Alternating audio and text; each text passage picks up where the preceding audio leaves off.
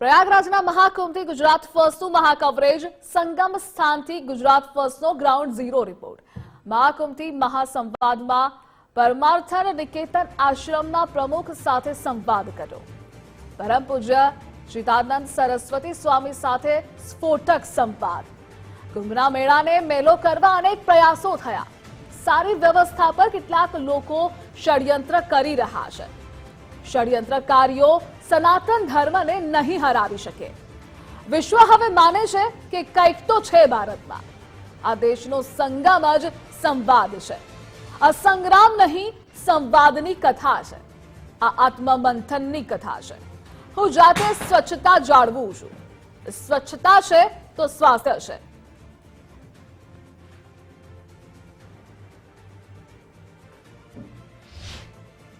महाकुंभ से महासंवाद में आपका स्वागत है। हमारे साथ हैं परमार्थ निकेतन आश्रम के प्रमुख परम पूज्य स्वामी जी चिदानंद सरस्वती जी। स्वामी जी, आपका स्वागत है। स्वामी जी, इस महाकुंभ को आपकी दृष्टि से देखा जाए तो क्या कहें? मुझे लगता है कि ये पहली बार ऐसा है जब पूरे विश्व के लोग मानने लगे हैं कुछ तो है भारत में, कुछ तो है सनातन में। जहां 43-44 करोड़ लोग स्नान कर चुके हैं और ऐसे में no chaos, no crime, no conflict, everybody is coming, just one dip, amazing. उनको लगता है ये कमाल हो गया, ये कैसे संभव है? और ये संभव है। और भारत के ऊर्जावान प्रधानमंत्री जी ने, उनके नेतृत्व में योगी जी ने और उनकी पूरी टीम ने जो इस पूरे मेले को, कि मेला किसी भी दृष्टि से कहीं से भी मैला ना होने पाए, ये जो प्रयास किया है, लोगों ने मेले को भी मेले करने का प्रयास किया। नैरेटिव भी घड़े, नारे भी घड़े, लेकिन उन सब के बावजूद लोगों ने दिखाया, वाह, हर जगह करोड़ों लोग स्नान कर रहे हैं।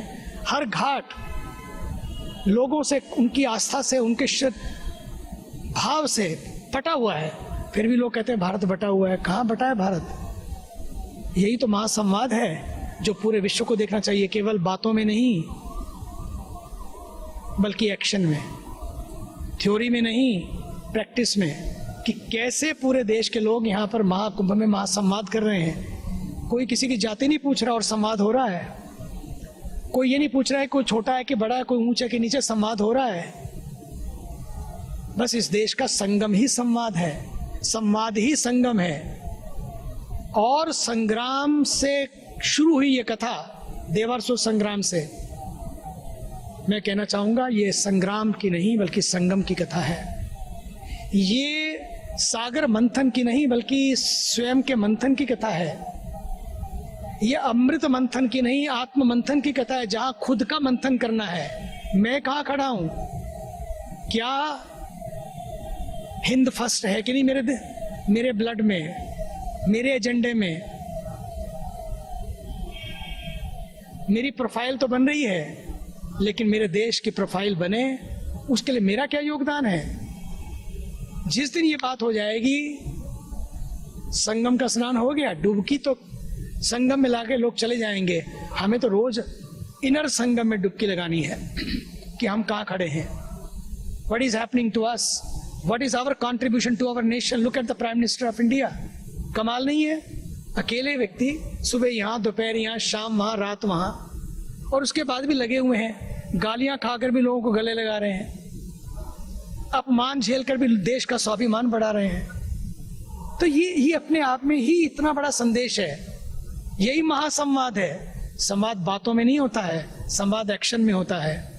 संवाद हमारे रिएक्शन में होता है कि कब कैसे हम रिएक्ट करते हैं चीजों को।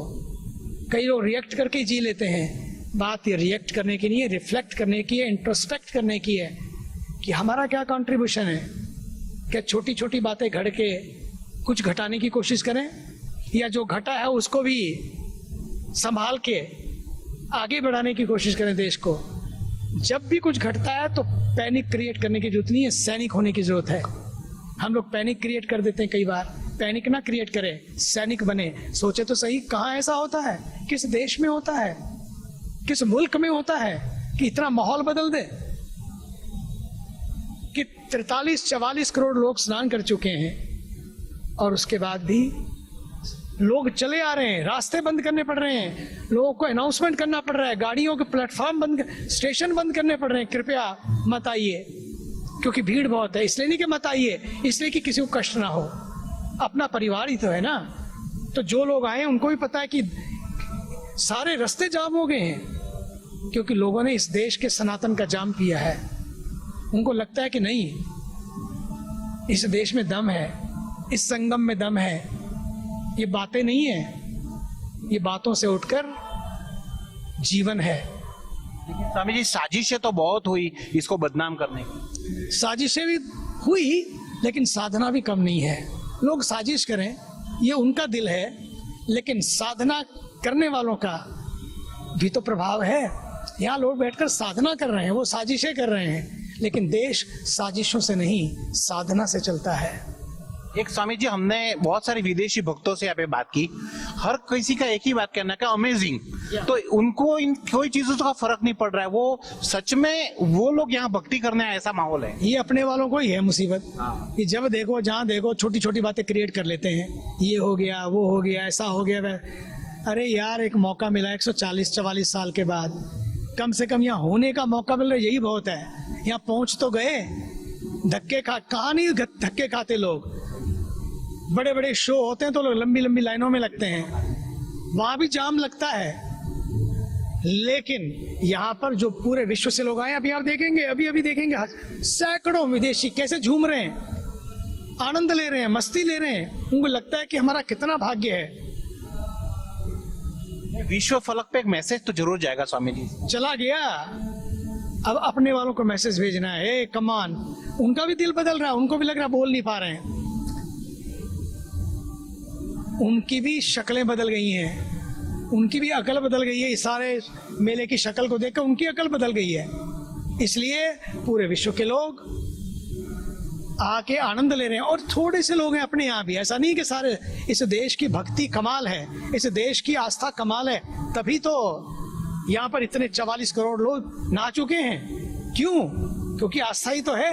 कौन व्यवस्था देख रहा है? व्यवस्था भी बढ़िया की है, लगे हैं, जुटे हैं, डटे हैं, सारे थके नहीं है, टूटे नहीं है, लेकिन फिर भी आस्था आस्था है। ये आस्था का संगम है, और ये आस्था से अस्तित्व की यात्रा है।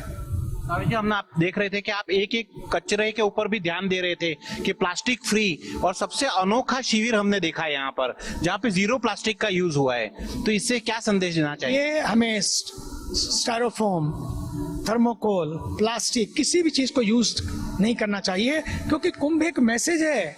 यहाँ पर लोगों को लगना चाहिए कि यहाँ पर गए थे, गांव, मेरा गांव नहीं खो गया। वहां भी गांव के टटरे लगे हुए हैं, गांव के छप्पर लगे हुए हैं, उस छप्पर में बैठे लोग हैं जो इस देश को जोड़ने की बात कर रहे हैं। मैं तो जहां से गुजरता हूँ, कोई भी प्लास्टिक दिखता है, मैं कहता हूँ हटाओ इसको, मैं खुद हटाने लगता हूँ। क्यों?